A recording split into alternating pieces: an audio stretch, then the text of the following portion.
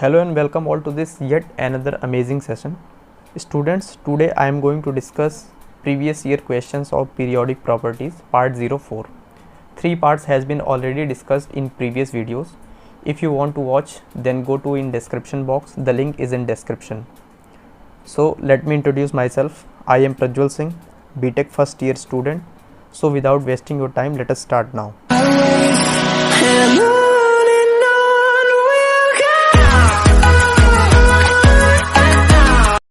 Late us start with question number 21. Question 20 तक हमने already previous videos में discuss कर लिया है. तो let us start with question number 21 and the question says the 5 successive ionisation energy of an element are 800. Like ये 5 values दी गई हैं सक्सेसिव आयोनाइजेशन एनर्जीज़ की एक किसी एलिमेंट की. तो पूछा है the number of valence electron in the element is. तो वैलेंस इलेक्ट्रॉन पूछा है कितने होंगे. तो इसमें एक चीज़ ऑब्जर्व करने वाली बात क्या है कि जो सक्सेसिव आयोनाइजेशन एनर्जीज़ होती हैं वो बढ़ती जाती हैं. जैसे ये 800 है, ये 2427 हो गया. इस तरीके से जो है इंक्रीज़ ही हो रही है लगातार. तो सक्सेसिव आयोनाइजेशन एनर्जी जो है हमेशा इंक्रीज़ क्यों करती हैं? क्योंकि जब भी हम मतलब एक इलेक्ट्रॉन निकालेंगे तो न्यूक्लियस से जो इलेक्ट्रॉन का होल्ड है वो इलेक्ट्रॉन्स कम हो जाते हैं, इसलिए न्यूक्लियस से होल्ड अट्रैक्शन और भी बढ़ जाता है. That is why second time जब इलेक्ट्रॉन निकालने जाते हैं तो वहाँ एनर्जी बढ़ जाती है. ठीक है, तो यहाँ पर वैलेंस इलेक्ट्रॉन की बात कही गई है. तो एक बार वैल्यूज़ को ऑब्जर्व करेंगे. ड्रास्टिक इंक्रीज़ है, बहुत ज़्यादा इंक्रीमेंट हुआ है क्योंकि 3658 के बाद सीधे 25,024 एनर्जी. ठीक है, तो ऐसा कब होता है? जब कोई एलिमेंट जो है नोबल गैस कन्फिग्रेशन अचीव कर लेता है, मतलब बहुत ज़्यादा स्टेबल हो जाता है, तभी ऐसा होता है. ऐसा कब होता है? यानी सेल चेंज हो गया है. ठीक है, पहला इलेक्ट्रॉन निकाला गया, इतनी एनर्जी लगी. दूसरा निकाला गया, इतनी एनर्जी लगी. तीसरा निकाला गया, इतनी एनर्जी लगी. जब चौथा निकाला गया तो 25,000 समथिंग एनर्जी चली गई. इसका मतलब है कि तीसरा इलेक्ट्रॉन निकालने के बाद जो है सेल चेंज हो गया है. तो मतलब नंबर ऑफ वैलेंस इलेक्ट्रॉन कितने होंगे? नंबर ऑफ वैलेंस इलेक्ट्रॉन 3 होंगे. सो the correct option is option 3. ठीक है, तो यहाँ पर नंबर ऑफ वैलेंस इलेक्ट्रॉन 3 होंगे. कैसे? ये हमने एक्सप्लेन कर दिया इसको. यहाँ पर ड्रास्टिक इंक्रीज़ है. ठीक है, 3 इलेक्ट्रॉन निकालने के बाद पहला इलेक्ट्रॉन निकला तो 800 एनर्जी लगी, दूसरे में इतनी लगी, तीसरे में इतनी लगी, चौथे में जो है ड्रास्टिक इंक्रीज़ आ गया, 25K तक चला गया एनर्जी. ठीक है, तो इस तरीके से इस क्वेश्चन को अटेम्प्ट करना था. I think it is clear now. Let's move to the question number next.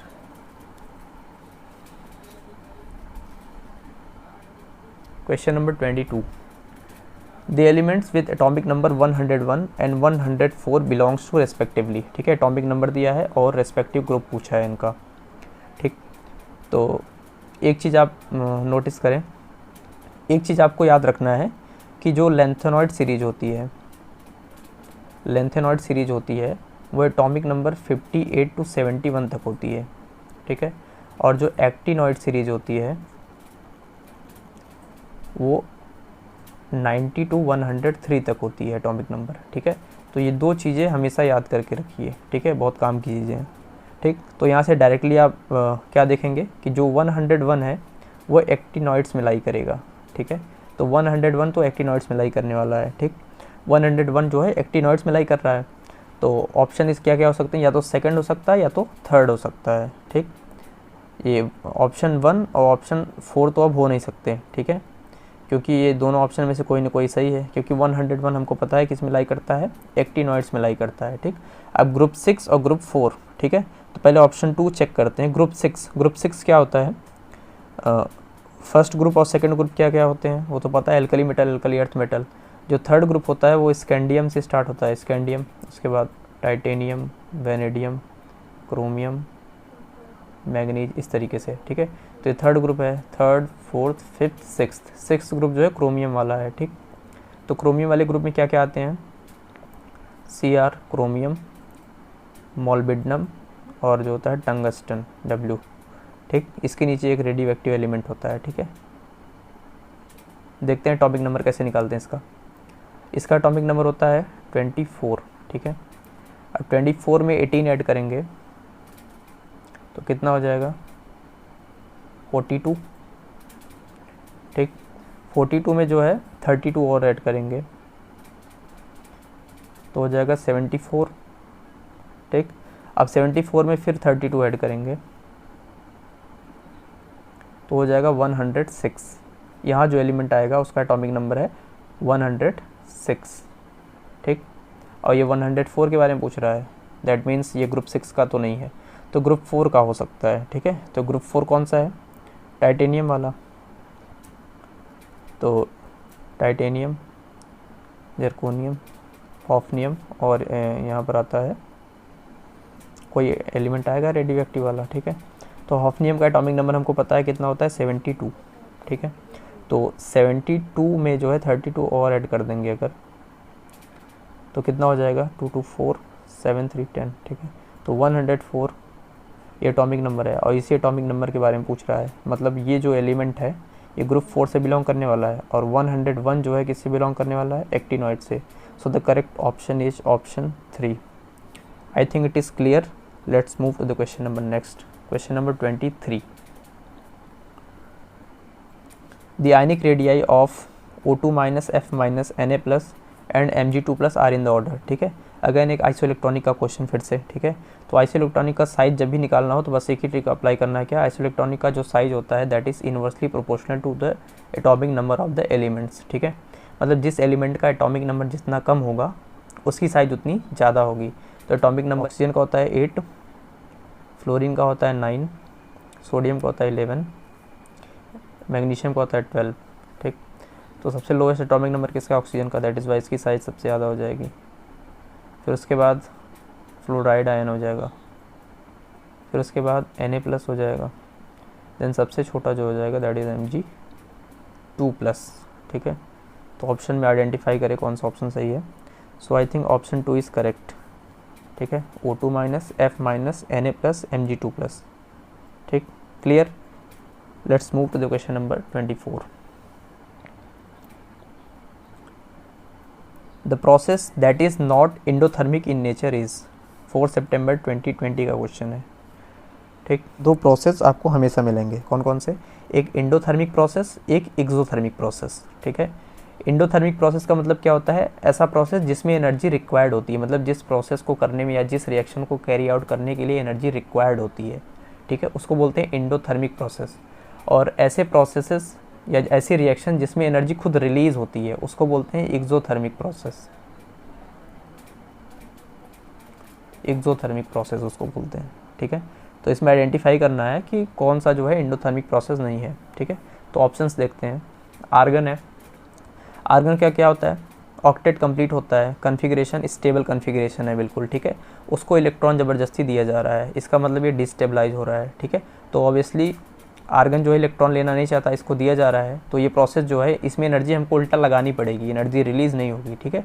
तो ये प्रोसेस कैसा होगा, ये होगा इंडोथर्मिक प्रोसेस, ठीक है। कौन सा इंडोथर्मिक प्रोसेस नहीं होगा ये पूछा है ऑप्शन क्वेश्चन में, ठीक है। फिर हाइड्रोजन है, एक इलेक्ट्रॉन गेन करके जो है हाइड्राइड आयन बना रहा है, ठीक है। तो हाइड्रोजन का इसमें बेनिफिट है एक्चुअली, कैसे, हाइड्रोजन एक इलेक्ट्रॉन है, एक इलेक्ट्रॉन इसको और मिलेगा तो इस 2 इलेक्ट्रॉन हो जाएंगे, ठीक है। इसका डुप्लेट कंप्लीट हो जाएगा और ये बन जाएगा इसकी तरह हीलियम की तरह। हीलियम एक इनर्ट गैस है और इनर्ट गैसेस की तरह सब बनना चाहते हैं क्योंकि स्टेबल होते हैं, किसी से रिएक्ट नहीं करते, ठीक है। तो ये प्रोसेस कैसा होगा, स्टेबल हो रहा है, दैट इज़ एक्सोथर्मिक प्रोसेस होगा, ठीक है। ये एक्सोथर्मिक प्रोसेस हो गया, ठीक है। अब O- इलेक्ट्रॉन, ठीक है। पहले ऑक्सीजन में एक इलेक्ट्रॉन ऑलरेडी दिया गया है इसको गैसियस फेज में ले जाकर, ठीक है। तो पहली जो इलेक्ट्रॉन गेन एंथैल्पी होती है वो नेगेटिव आती है, मतलब एक्सोथर्मिक आती है। लेकिन जब दोबारा हम इलेक्ट्रॉन इसमें इंसर्शन करते हैं तो इलेक्ट्रॉन का, तो ये प्रोसेस जो है इंडोथर्मिक प्रोसेस हो जाती है ऑलवेज, ठीक है। सेकंड इलेक्ट्रॉन गेन एंथैल्पी जो है ऑलवेज जो है इंडोथर्मिक होती है क्योंकि इलेक्ट्रॉनिक रिपल्शन यहाँ पर ज़्यादा क्रिएट होगा। यहाँ ऑलरेडी जो है इलेक्ट्रॉन एक्सेस में है तो इलेक्ट्रॉन और डालेंगे तो रिपल्सन क्रिएट होगा, दैट इज़ वाई ये प्रोसेस जो है इंडोथर्मिक प्रोसेस होगा, ठीक। तो ये इंडोथर्मिक प्रोसेस है, ठीक। और Na क्या है, Na+ एक इलेक्ट्रॉन, ठीक है। अब मेटल से आयोनाइज कर रहे हैं, मेटल को आयोनाइज करके इलेक्ट्रॉन एक्सट्रैक्ट कर रहे हैं, इसका मतलब हमको एनर्जी उल्टा लगानी पड़ेगी, ठीक है। तो ये प्रोसेस इंडोथर्मिक है, ठीक।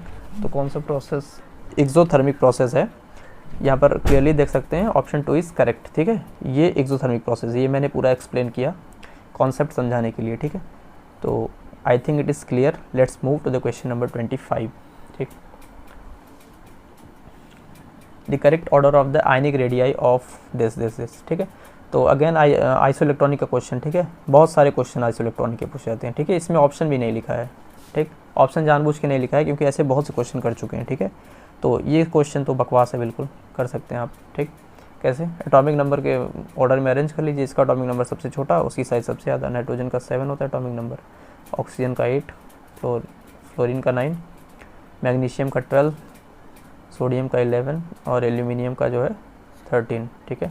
तो साइज क्या हो जाएगा? सबसे पहले नाइट्रोजन का, देन ऑक्सीजन का, देन फ्लोराइड आयन हो जाएगा, उसके बाद जो है Na+, फिर Mg2+, फिर Al+3, ठीक है। यही ऑप्शन में ढूंढ के टिक करना था, इतना सिंपल क्वेश्चन, ठीक। I hope this is clear. Let's move to the question number next, and the question number 26 says the atomic number of aluminium, ठीक है।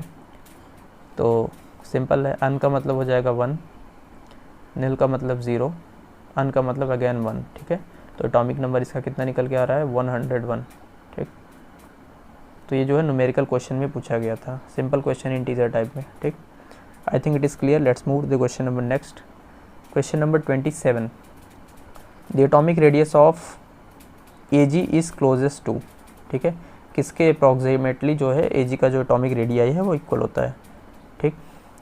तो आपको पता होगा जो Cu, Ag, Au होते हैं ये एक ही ग्रुप में बिलोंग करते हैं, ठीक है। और हमको पता है जब top to bottom along the group नीचे मूव करते हैं तो साइज जो है इंक्रीज़ होता है इस तरीके से, ठीक।